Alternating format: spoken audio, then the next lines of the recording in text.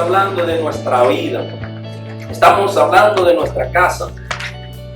Y hemos visto en el camino una serie de temas y también vamos a seguir viendo otros temas que vienen más para adelante, que impide que nosotros nos acerquemos al Señor. Pero muchas veces nosotros declaramos esa palabra, pero esa palabra no hace nada en nuestra vida. Porque Santiago dice que nuestra fe muchas veces es como la ola del mar, que son inconstantes, que van y que vienen. Un día nos levantamos súper emocionados, otro día nos levantamos con el ánimo por el suelo. Pero algo de que nosotros tenemos que aprender es cómo podemos ganar la batalla. Y la batalla solamente se gana con oración. La guerra solamente se gana con oración, humillado delante de nuestro Señor. En esta sesión, ¿cómo romper los grillos de la esclavitud sexual? Es algo que afecta tanto a hombre como mujer. Pero el común denominador del tema es la destrucción de la familia. Prácticamente, literalmente, el enemigo quiere desbaratarnos, quiere destrozarnos y quiere destrozar a la familia. Desde el Génesis hasta el Apocalipsis, el principal propósito del enemigo es desbaratar la familia. De hecho, el enemigo tiene, desde que se fundó la tierra, desde que pecaron los ángeles allá en el cielo, nunca ha cambiado su artimaña, siempre tiene la misma artimaña. Pero ¿cómo no la puede cambiar? Porque son efectivas. Y si sigue funcionando, entonces él siempre va a seguir con la misma artimaña, con el mismo proceso. ¿Cómo romper los grillos de la esclavitud sexual? De las personas que buscan consejería, Logan menciona que el 90% son hombres. Pero, ¿qué pasa o qué sucede? ¿Y qué podemos ver? La mayoría que viven en alguna forma de esclavitud sexual, y mayormente ahora en el siglo XXI, donde todo está abierto, donde la internet, donde la televisión, donde la radio, la sociedad, en las escuelas, en el trabajo, todo está tan abierto, y prácticamente todo es todo y nada de nada. Pero hay un problema que nos demuestra, que nos hace ver todo esto en nuestra vida. ¿Qué nos muestra esto? Sobre la naturaleza caída del hombre. Fíjense que cuando hablamos de hombre, estamos hablando de mujer. Cuando Dios menciona la palabra hombre, también abarca lo que es la familia. Porque el hombre es la cabeza del hogar, pero también está hablando de la mujer. Sobre los hombres en particular, ¿qué menciona? La naturaleza caída, la inconstante tropiezo de nosotros los hombres. Sobre la estrategia de Satanás, que no la ha cambiado, que sigue siendo la misma. Sobre la medida que debemos tomar. ¿Cuáles son las medidas que debemos tomar? Alguien podría decir que eso son solamente estadísticas, que el 90% de los hombres siempre buscan la consejería o siempre caen, que eso simple y llanamente es estadística, que eso no lo dice la Biblia. Pero fíjese algo de aquí. Aquí ahora, el enemigo desea eliminar a los hombres como líderes en el hogar y en la iglesia. Simple y llanamente, en la mayoría de los casos, los hombres aconsejados mencionaron que creían que su caso no tenía solución. Era un caso perdido. ¿Cómo llamamos a esto? Recuerden que estamos hablando de guerra espiritual, de conflicto espiritual. Pero también recordemos que el mundo espiritual es más palpable de lo que nosotros vemos. Yo le puedo hablar de esta silla y usted me dice que esta silla es física, que usted la ve. Pero si yo le digo que en el mundo espiritual esta silla es más real que ahora, usted me preguntaría, ¿cómo es así? ¿Cómo es eso? Lo que sucede es que de lo que no se ve, se hizo lo que se ve. O sea que el mundo espiritual es real. O sea que lo que se hace en el mundo espiritual repercuta en el mundo en el cual usted y yo vemos. Pero el enemigo sabe que si puede controlar nuestra mente, puede controlar todo nuestro cuerpo. El enemigo sabe que si puede controlar nuestro intelecto, puede controlar nuestra familia. Pero también cuando Pedro dice que no den lugar al diablo, que no dejen que el enemigo tome lo que es ese lugar, está hablando de la mente. Porque si él puede controlar nuestra mente, lo de afuera es una tortilla para él. Lo puede controlar todo. Por eso Juan dice que es necesario que él mengue. O sea, es necesario que nosotros muramos para que Cristo viva en nosotros. Pero también Jesús le dice a Nicodemo, ¿cómo es que tú siendo un maestro, cómo es que tú siendo un hombre intelectual, no sabes que hay que nacer de nuevo? O sea, podemos entrar en el vientre de la madre, como estaba diciendo Nicodemo, no, nacer del agua y del espíritu. Entonces, cuando tenemos lo que es una fortaleza de mentira, un cuadro mental en nuestra vida, si una persona pierde toda esperanza de que puede cambiar, le queda 3 opciones. Muchas veces nada más le quedan 2 opciones. Vivir atrapado en su esclavitud, siendo destruido por su mismo pecado. Y por eso nosotros vemos muchas personas que viven esclavizadas y ese cuadro impregnado en su mente de mentira le dicen que no pueden, que él nació así, que él no puede cambiar, que él sigue siendo un cero a la izquierda. Pero hay otra opción: desesperarse, desalentarse y ante la falta de esperanza buscar la salida más fácil, que muchas veces cuando el enemigo sabe que ya nosotros no tenemos una solución, lo único que te queda es suicidarte. Y por eso vemos muchos jóvenes, vemos muchas personas que sufren de depresión, que sufren de tantas otras cosas. Entonces tú me estás diciendo que la depresión puede ser un demonio. Recordemos que si Satanás puede controlar nuestra mente, puede controlar todo en nuestra vida. Y la depresión es un demonio. O sea, hay que llamar las cosas como son. No podemos estar poniendo paño tibio, ni poner paño blanco, ni paño negro. Hay que llamar las cosas. Pero hay una tercera opción. O bien una tercera opción, ser liberado por Cristo. Todos los que estamos aquí hemos sido liberados por Cristo. Pero hay una diferencia en lo que no hemos sido liberados por Cristo. Nosotros pecamos, no somos perfectos, a diario pecamos. Pero la diferencia es que nosotros no practicamos el pecado. En otras palabras, cuando yo juego fútbol, yo voy a jugar fútbol, pero yo no soy un profesional del fútbol. Yo lo hago una vez o quizás 2 veces. Pero los que juegan fútbol lo hacen todos los días, profesional. Entonces, cuando tú eres un pecador que no ha sido lavado por la sangre de Cristo, tú pecas todos los días. Nosotros pecamos. Nosotros quizás vamos a estar en el lodo. Quizás vamos a estar revolcándonos con los puercos. Pero el Hijo de Dios no se va a quedar en el lodo. El Hijo de Dios se va a levantar. De manera que nosotros tenemos esta opción cuando venimos a Cristo Jesús, libertado por Cristo. La sangre de Cristo nos libera, la sangre de Cristo nos ha limpiado. Pero ese cuadro mental que el enemigo impregna en nuestra vida, muchas veces nosotros no lo creemos. Muchas veces nosotros pensamos que no hay una solución. Pero este no es un problema exclusivo de nosotros los hombres.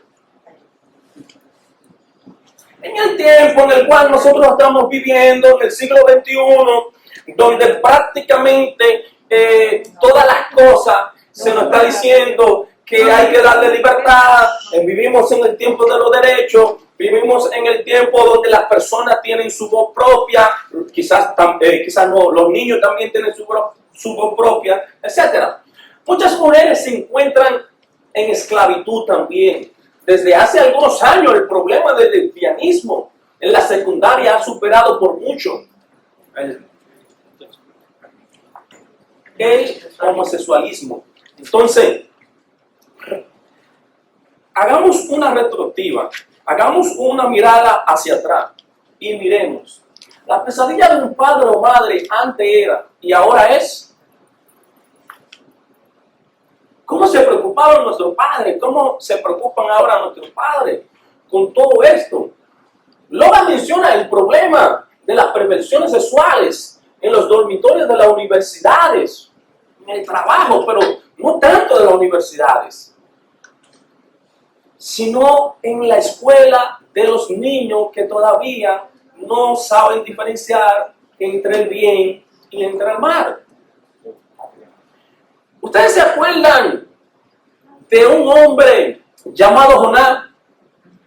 Un hombre bien guapo, Jonás, ¿no? Cuando hablamos de Jonás, siempre se nos viene a la mente Jonás, el que desobedeció a Dios. Jonás, que era bien testarudo, ¿no?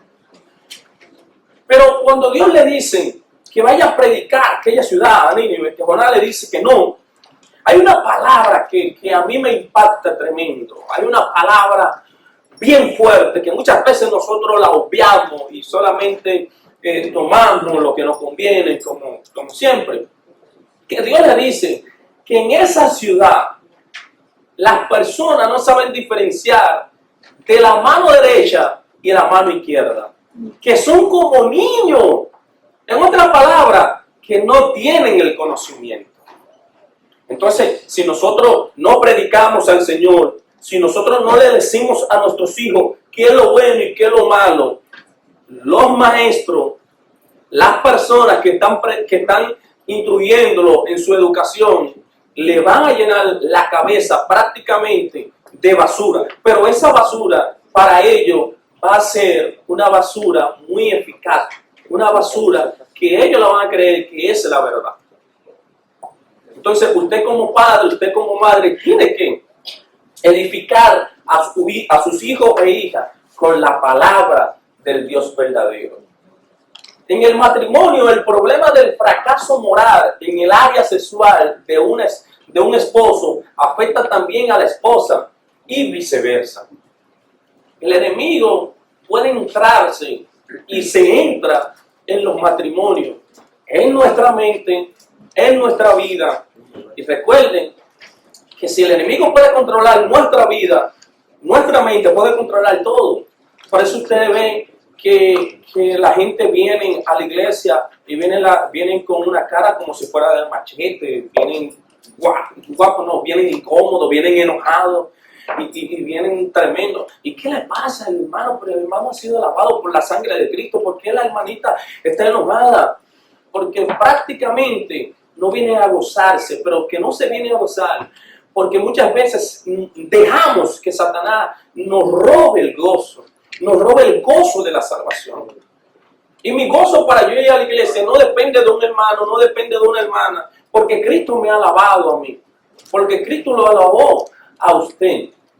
Entonces, los pensamientos intrusos que el enemigo pone en la esposa la van desalentando y amargando. Pensamientos tales como: si hay un ser en el mundo que maquina y que piensa más que cualquier otro ser, es la mujer. Un hombre le dicen cualquier cosa y puede entrársele por el oído y puede salir por el otro oído. Incluso hay hombres que las mujeres le dicen las situaciones, los problemas en su casa, y ellos siguen normal. Bueno, si al hombre le dice que su troca, su coche está dañado, ahí no duerme.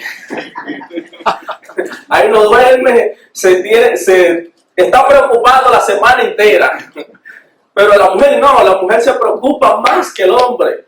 No sé si algunos de los hombres que están aquí me acompañan en eso. Si a mí me dicen que el vehículo mío de trabajo está dañado, me le entra una desesperación, un desaliento, estoy desanimado. Mire, cuando usted me vea desanimado, usted dice: hermano Natanael, se le dañó el coche. Pero la mujer no. La mujer puede pasar meses, semanas, hasta años. Y el hombre comiendo, tranquilo. ¿Tú te acuerdas cuando éramos novios? Pero déjame comer tranquilo. Y yo comiéndome un tamal que me regaló la hermanita Sandra, y viene la esposa y me dice, pero en el 84, ¿tú te acuerdas? Pero déjame disfrutar.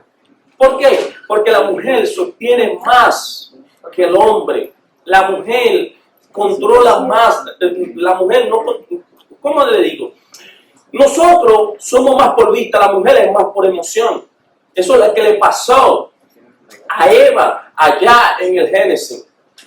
Le dice, quizás con Adán no puedo, pero cuando le presento esta fruta, cuando le presento las emociones, cuando le presento las cosas que son bonitas, la mujer empieza a maquinar, la mujer empieza a ver. Y por eso su esposa le dice, llévame al mall que se me quita la depresión. Algo debe andar mal conmigo. Yo no soy suficiente mujer para él. Ya no le parezco atractiva y por eso anda buscando a otras emociones. Y todo eso el enemigo lo usa en contra de nosotros, en contra del hogar. Pero recordemos que si Satanás puede controlar solamente a un miembro de la familia, por ahí puede controlar las demás personas. Y muchas veces nosotros como líderes del hogar no tomamos el lugar que Dios nos ha dado a nosotros. Por eso la mujer es más preocupada por los hijos, por eso es más preocupada por lo que hacer, etc. Pero Dios nos ha llamado a que tengamos esa responsabilidad. Muchas personas dicen que las mujeres no pueden ser pastoras, que las mujeres no pueden estar de frente de una iglesia. Pero hubo una mujer en el Antiguo Testamento que se paró firme y dice, de hogar, me levanté como madre en Israel cuando no había madre, cuando no había nadie. No hay alguien que sepa más el valor de ser madre que una mujer.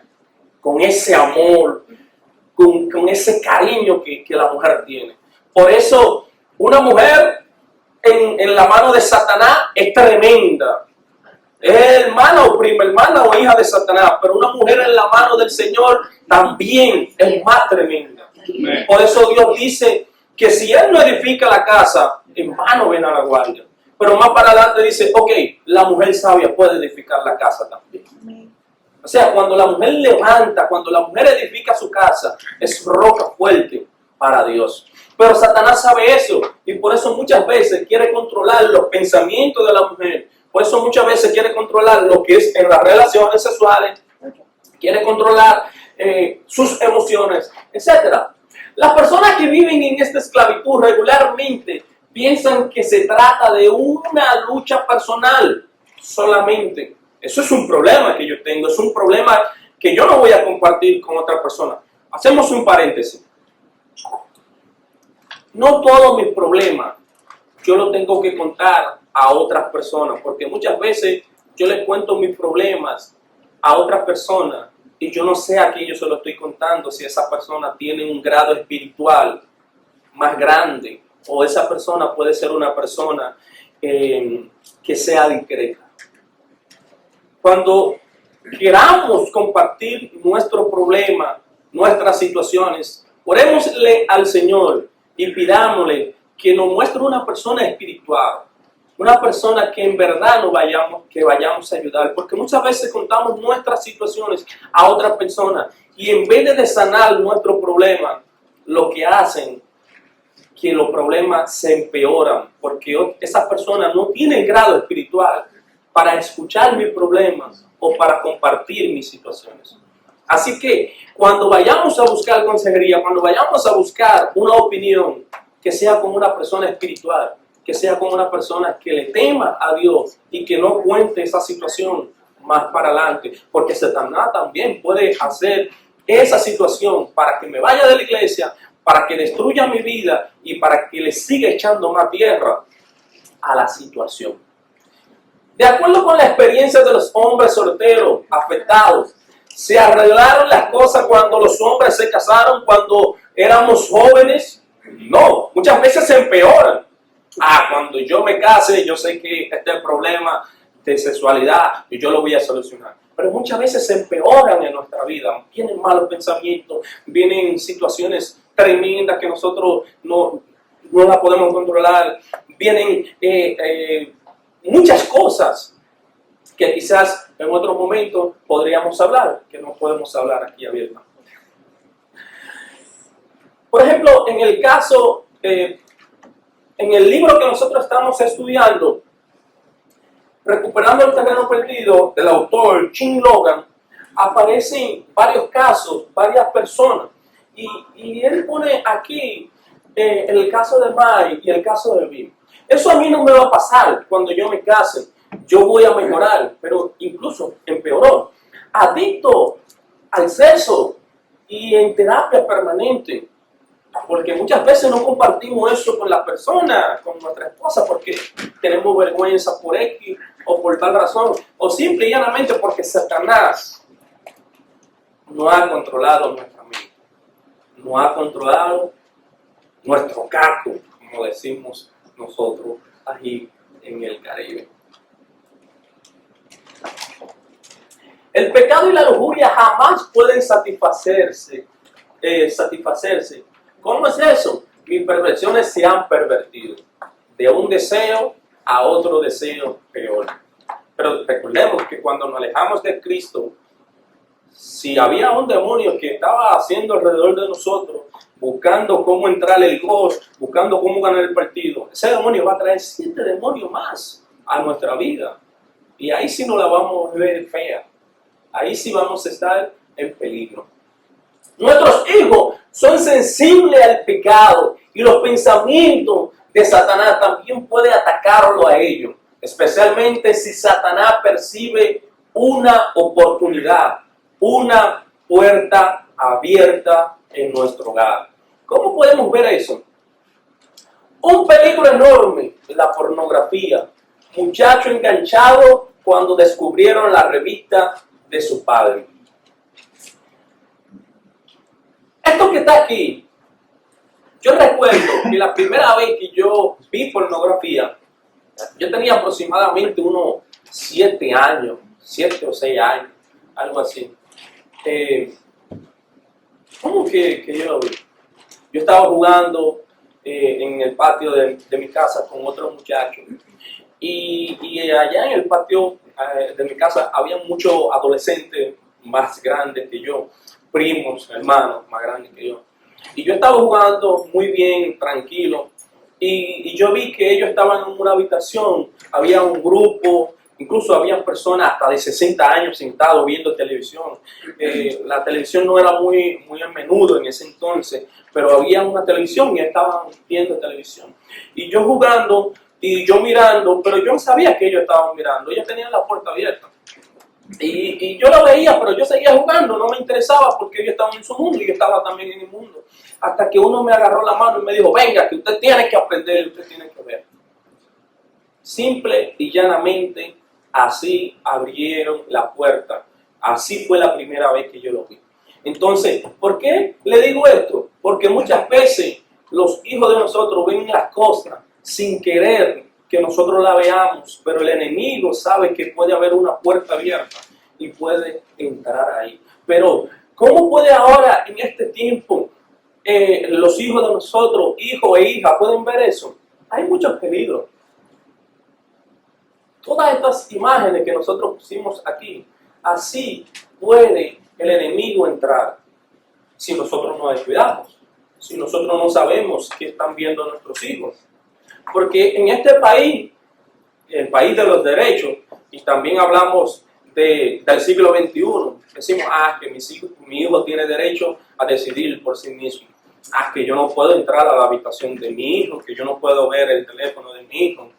Para mí, no lo hagan ustedes, pero para mí, el único lugar que es privado de mi hijo es cuando mi hijo se está bañando. Luego, todo lo que está en la habitación de mi hijo, teléfono, bueno, no tiene teléfono todavía, pero todo lo que tienen mis hijos, para mí está abierto. La única privacidad que tienen los hijos mientras están bajo la tutela de los padres es cuando ellos están en el baño bañándose. Pero si tienen celular, si tienen computadora, si tienen una vida, todo yo lo tengo que saber porque yo le voy a dar cuenta a Dios. Pero hay muchos que se descuidan y por ahí entran.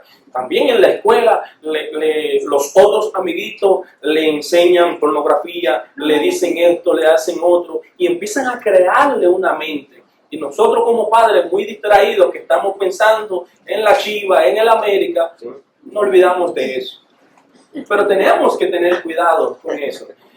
El autor Logan menciona algunos pasos que son muy importantes para que nosotros tengamos precaución. Él dice que nos aseguremos donde podamos tener una computadora, que nos aseguremos de que nuestros hijos están viendo en la computadora, en el internet, en el celular. Él dice unas recomendaciones que los hijos, que la computadora tiene que estar en un lugar donde nosotros la podamos ver, que instalemos programas para protección de todo eso. Quizá parece un poquito hasta tonto, hasta estúpido, ¿no? Pero si nos ponemos a estudiar y si podemos mirar, no es estúpido. Estamos cuidando de nuestra familia. Estamos cuidando de nuestro hogar. El faraón le ofreció al pueblo de Israel ser liberado, que se vayan todos, pero que dejen a los hijos. Mire, el pueblo de Israel salió con 1.500.000, 1 millón y algo por ahí. Diría un amigo mío, bueno, el pueblo salió como 1.501.000. Y el uno, ¿cómo tú sabes que salieron 501.000 personas del pueblo de Israel? Bueno, porque adelante yo veo que viene un solo y atrás vienen como 1.500.000. ¿Verdad? Pero él quería que los niños se queden en Egipto porque eran más que los grandes que iban a salir de Egipto. Y si él podía controlarle la mente a los niños, iban a ser esclavos. Iban a estar esclavizados su vida entera. Iban a salir 1.500.000. Pero fíjese que de 1.500.000 cada uno tenga 2 o 3 hijos. Bueno, tenían más porque en ese entonces no había televisión, no se tenían que entretener en algo, ¿no? Entonces todos esos niños y niñas iban a ser esclavizados por el faraón y iban a crecer en el sistema religioso de Egipto, de los Baales religiosos, adorando a Isis, adorando al Nilo, adorando tantas cosas. Entonces, nosotros hoy en día estamos haciendo lo mismo. ¿Cómo así? Nosotros mandamos a nuestros hijos a la escuela a que estudien, pero que sean los mejores, que se eduquen en la mejor educación, en la mejor escuela, pero no le estamos diciendo que en esa educación ellos tienen que alabar a Dios. Ellos tienen que mostrarle que todo lo que ellos tienen es por Dios, es por Jesús, es por el Espíritu Santo. Es muy bueno que se eduquen, es muy bueno todo eso, pero sobre todas esas cosas hay que alabar y que glorificar el dulce nombre de Dios. Pero a pesar de todo eso que hemos visto, a pesar de que Satanás puede controlar nuestra mente si nosotros lo dejamos, a pesar de que hay tantas cosas que impiden muchas veces que nosotros nos acerquemos a Jesús, el camino romano a la libertad, Romanos 6, dice lo siguiente: mala noticia y buena noticia. Dice, leyendo la primera parte, cuando ustedes tengan tiempo en su casa, ustedes lo pueden leer también. No reine pues el pecado en vuestro cuerpo mortal, ni tampoco presentéis vuestro miembro al pecado como instrumento de iniquidad. Porque el pecado no se enseñoreará de vosotros. ¿Qué pues? ¿Pecaremos? Porque no estamos bajo la ley, sino bajo la gracia. ¿No sabéis que si os sometéis a alguien como esclavos para obedecerle, soy esclavo de aquel a quien obedecéis? Eso es Pablo que le está hablando a Romanos, ¿verdad? Pablo le está hablando en la carta a Romanos. Pero vamos a hablar un poquito más sobre esos versículos. Reflexionar. En cada versículo, por ejemplo, en el 12 dice que le sugiere la palabra reine. El pecado, cuando dice no reine el pecado en usted, en mí también. ¿Qué le está hablando Pablo? Pablo dice lo siguiente: ¿por qué? No reine pues el pecado en vuestro cuerpo mortal, en mí.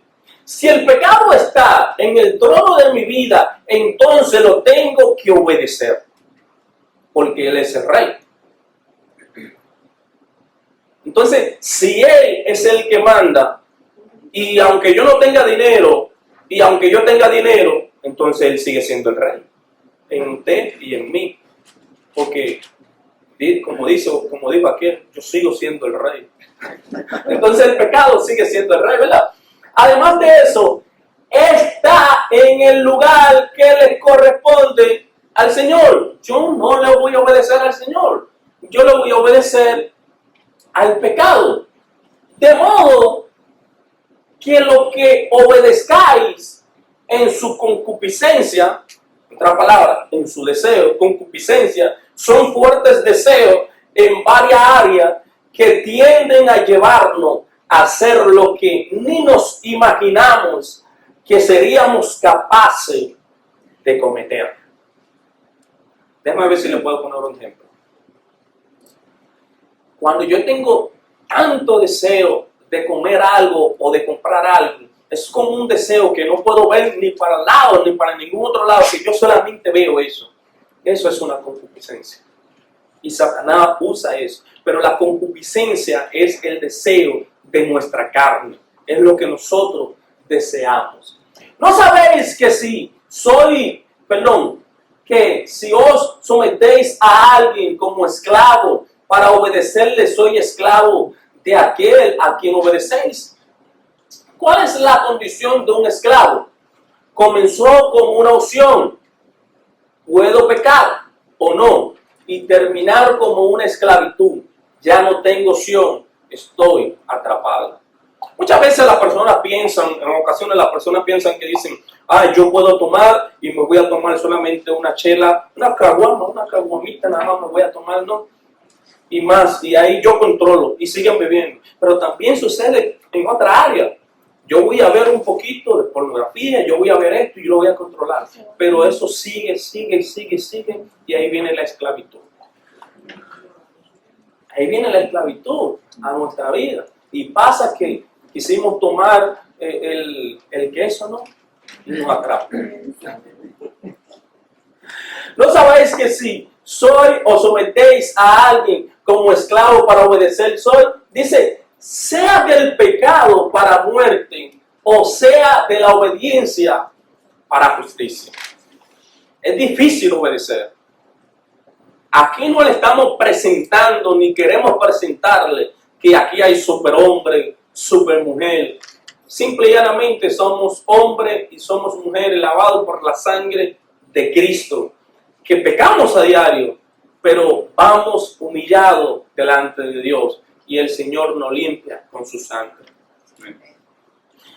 El pecado va a producir muerte en mi vida, separación de Dios. Ustedes recuerdan, miren, cuando ustedes tengan tiempo, yo sé que ustedes lo han leído, pero léanlo otra vez. No hay un libro más profundo, más emocionante en la Biblia que el libro de Génesis. En Génesis se encuentran casi todos los principios de la Biblia. Ahí está Jesús, ahí está el Espíritu Santo, ahí están las grandes revelaciones en Génesis. ¿Usted recuerda cuando Adán pecó, que Dios le dice, el día que pecare, ese día morirá? Ese mismo día él murió. Pero ¿cómo ustedes me van a decir que murió si él duró 930 años después que pecó? Ese mismo día él pecó y ese mismo día él murió. ¿Por qué? Porque el pecado es muerte y el pecado es separación de Dios. Inmediatamente nosotros pecamos, estamos separados de Dios y estamos muertos. La separación de Dios tiene consecuencia eterna, aunque muchas veces nosotros no lo creamos y muchas veces nosotros no confiemos. Los poderosos lazos del alma, cuando el vínculo de comunión con Dios queda roto por causa del pecado, las personas tienden a establecer vínculos no naturales de toda clase. Cuando nosotros rompemos lo que es la comunión con Dios, entonces buscamos algo que nos llene, algo que nosotros nos podamos sentir bien, y por eso vienen los vicios, por eso vienen tantas cosas a nuestra vida. ¿Qué dice Corintios? Corintios dice lo siguiente, Corintios 6. ¿No sabéis que el que se une con una ramera es un cuerpo con ella? Los lazos del alma pueden ser muy poderosos. Cuando Pablo está hablando de cuando nosotros nos unimos con alguien, con una ramera, que dice que los lazos del alma son muy poderosos, podemos buscar algunos ejemplos.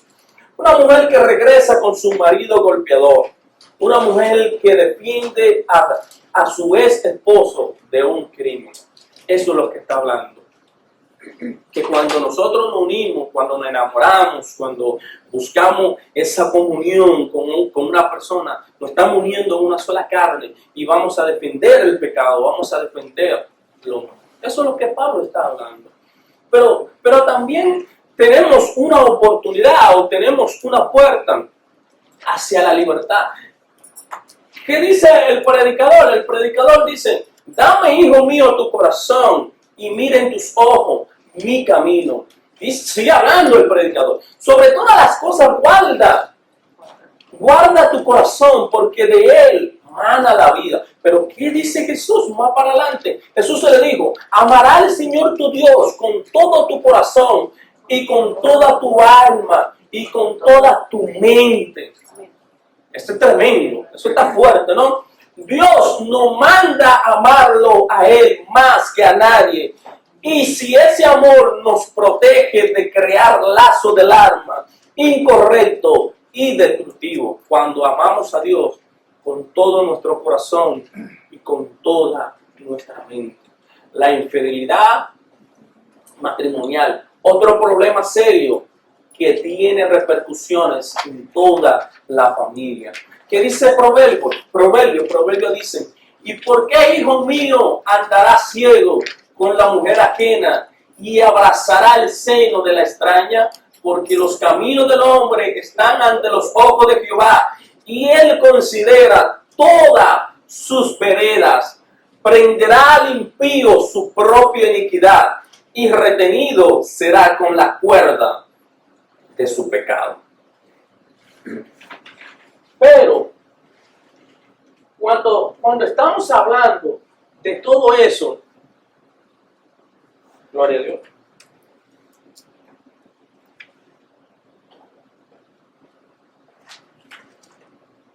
¿me escuchan? Ahí sí, se fue. Le entró la de confort al micrófono. Pero ¿cuál es el fruto del pecado sexual? Según Romanos 6 dicen: pero ¿qué fruto tenéis de aquellas cosas de las cuales ahora os avergonzáis? El fruto es que nos da vergüenza, el fruto es que no queremos que las otras personas lo sepan. Entonces, ¿desea seguir en ese pecado? No. Ora a Dios y pedirle al Espíritu Santo que le muestre la persona cuando comenzó a darle lugar al enemigo. Es lo primero que tenemos que hacer: orarle a Dios y buscar esa dirección que Dios. Ahora la buena noticia: llegar al punto de presentar nuestro miembro a Dios como instrumento de justicia. No olvide que la mente es el miembro más importante que tenemos que presentarle a nuestro Dios. Llegar a entregar su órgano a Dios en oración puede sonar extraño para muchos, pero es más importante que consagrar la silla, los micrófonos como este, la música, el púlpito. Es más importante consagrar nuestro órgano a Dios que todas esas cosas. La tentación a regresar. ¿Cuál es el engaño que usa el enemigo para tentarnos a regresar? Memoria selectiva. Solamente nos acordamos o nos recordamos del placer, pero no nos recordamos de la consecuencia. Y entonces ahí es que viene el problema. Los pecados sexuales son muy placenteros, pero las cadenas de la esclavitud son enormes. Las consecuencias del pecado son devastadoras para nosotros eternamente. Equipado para la guerra.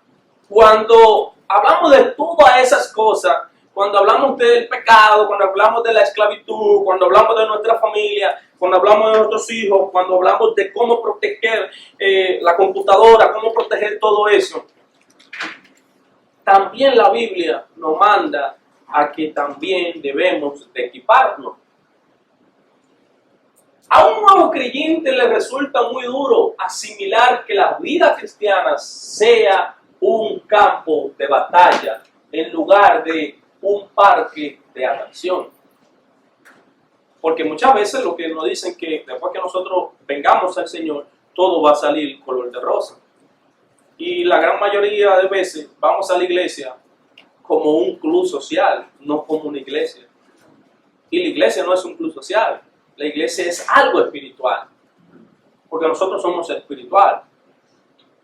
Es como cuando nosotros vamos al médico. El médico le dice, está esta pastilla y está esta solución. No hay otra. No, porque no me gusta esa. Bueno, si no te la tomas te va a morir. Es una sola. Y así es la iglesia. Si usted desea vencer en la batalla, debe conocer al enemigo. Y si nosotros no conocemos al enemigo, no vamos a vencer. Hemos dedicado varias semanas a aprender de nuestro enemigo y su táctica, el poder que él tiene, porque el enemigo es real. Pero ¿cómo lo podemos vencer? ¿Cómo podemos estar en completa comunión con Dios? Pablo menciona lo siguiente, aquí en Efesios 6.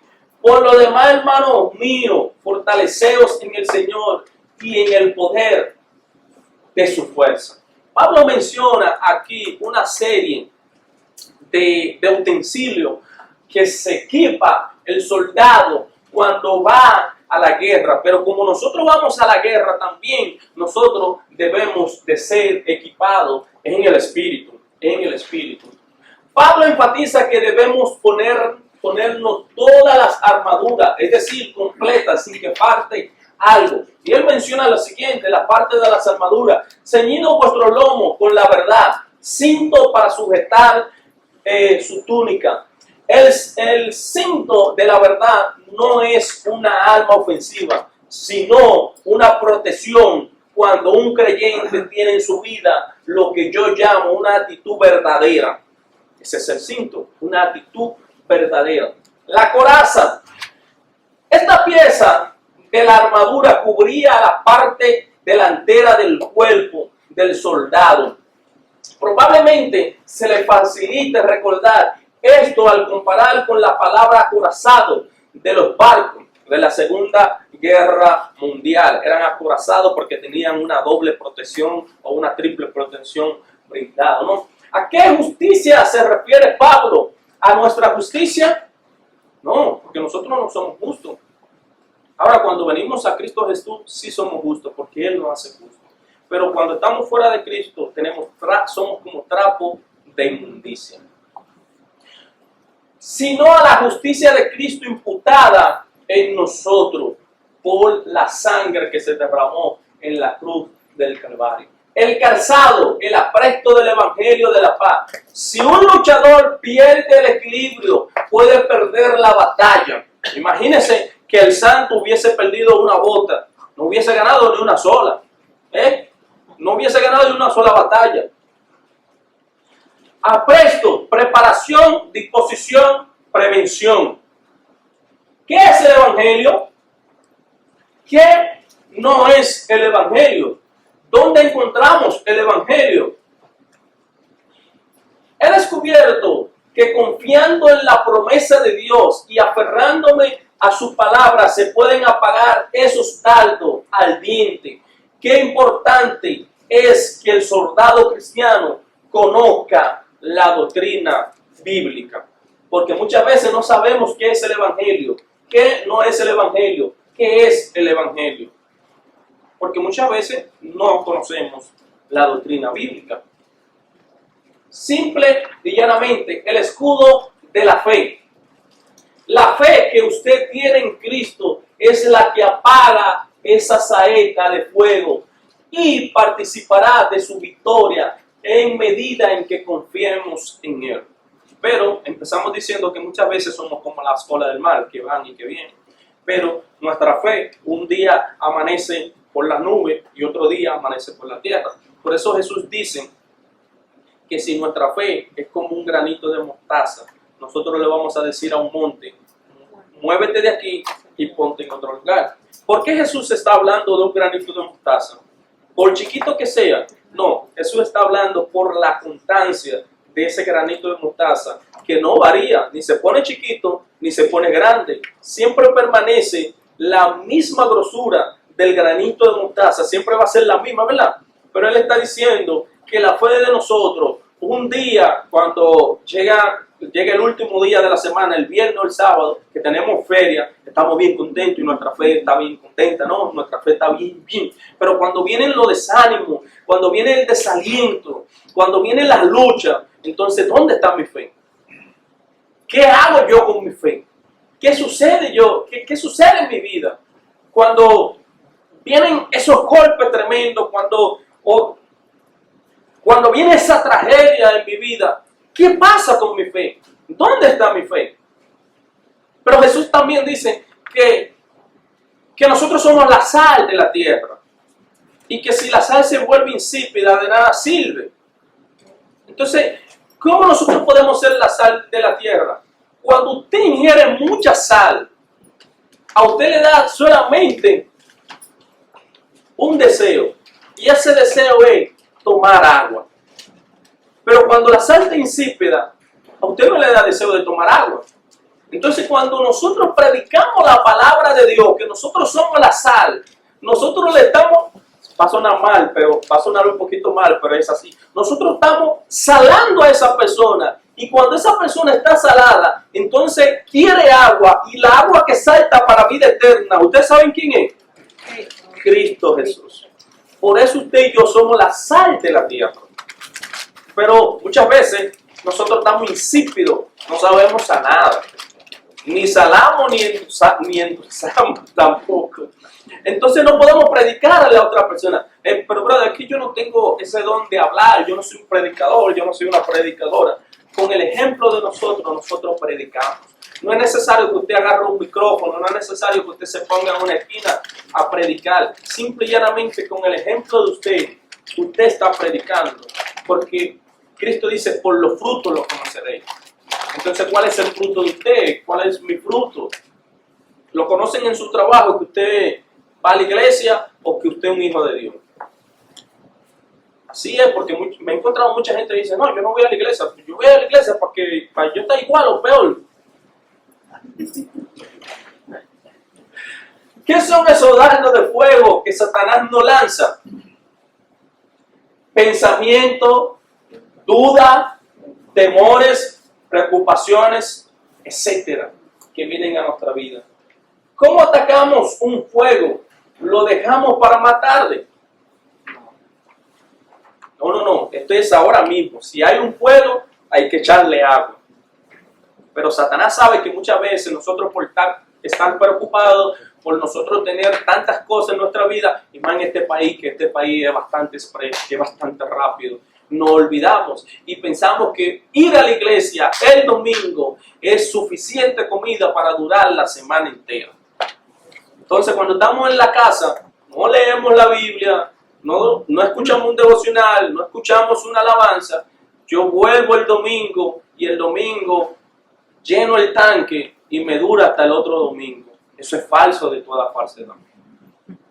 Porque tenemos que buscar a Dios cada mañana, todos los días. No simple y llanamente. Estos son 4 paredes, un templo. Pero el templo más importante soy yo. Que tengo que leer la Biblia. Que tengo que orar a Dios. Que tengo que clamarle a Dios. Que tengo que buscar el rostro de Dios. Y entonces ustedes me preguntarían, ¿por qué mi vida está tan mal? Analicémonos, ¿por qué nuestra vida está tan peor? ¿Por qué nuestra vida va de mal en peor? Porque muchas veces no nos acercamos a Dios, no buscamos un devocional. Hablo de que yo no tengo tiempo. Mire, mi hermano, si usted tiene tiempo para buscar en internet cualquier chisme de su país, que a nosotros nos gusta, cualquier chisme, también tenemos tiempo para escuchar a cualquier prédica, cualquier oración. Claro, hay que sopesar todo lo que nosotros nos escuchamos y lo que nosotros vemos. vemos si es de edificación o si no es de edificación a nuestra vida. El yelmo de la salvación. ¿Qué dice Tesalonicenses 5:8? ¿Qué Pablo está hablando? Pero nosotros que somos del día, seamos sobrios, habiéndonos vestido con la coraza de fe y de amor y con la esperanza de salvación como yelmo. La palabra salvación no solo debe entenderse como algo que es a futuro y que se hará el día del juicio. La salvación es presente también. Si usted no siente que está salvo, deténgase, revísese, examínese a ver qué es lo que ustedes le están enseñando. Porque la salvación es ahora, pero también es futura. Cuando yo estoy salvo, yo doy fruto de salvación y el Espíritu me confirma que yo soy salvo. ¿Qué protege el yelmo? Mis pensamientos, deseos, anhelos, sueños, etc. Satanás a menudo utiliza el desánimo y la desesperanza como arma contra nosotros. Cuando nos sentimos desanimados es cuando somos más vulnerables. Cuando sentimos que ya no damos más, que no podemos dar ese paso más, que no podemos seguir caminando, cuando sentimos que ya no hay una salvación, que no hay una solución, entonces Satanás sabe que podemos estar en la mano de él y ahí es cuando él nos ataca. Pero si nosotros no tenemos el yelmo, que protege nuestra esperanza, que protege nuestro deseo, entonces vamos a tener problemas. Contra la desesperanza. ¿Por qué te abate, oh alma mía? ¿Y por qué te turba dentro de mí? Espera en Dios, porque aún es de alabarle, salvación mía y Dios mío.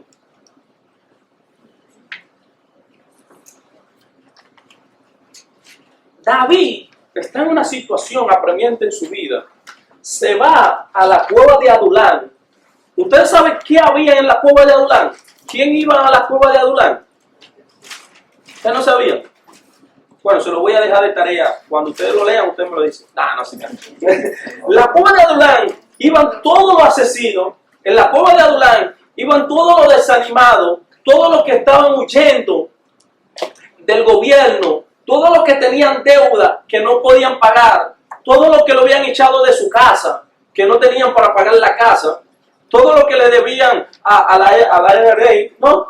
Todo lo que le debían al gobierno, al primo, y que lo estaban buscando para matarlo. O en otras palabras, todo lo desilusionado, todo lo que no tenían aliento, todo lo que tenían problemas.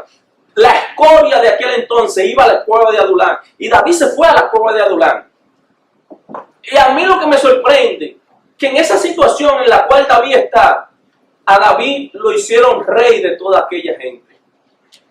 Usted se imaginaría que a usted lo hagan rey, usted va desilusionado, usted va desalentado y usted encuentra personas peores que usted y esas personas lo hagan rey a usted.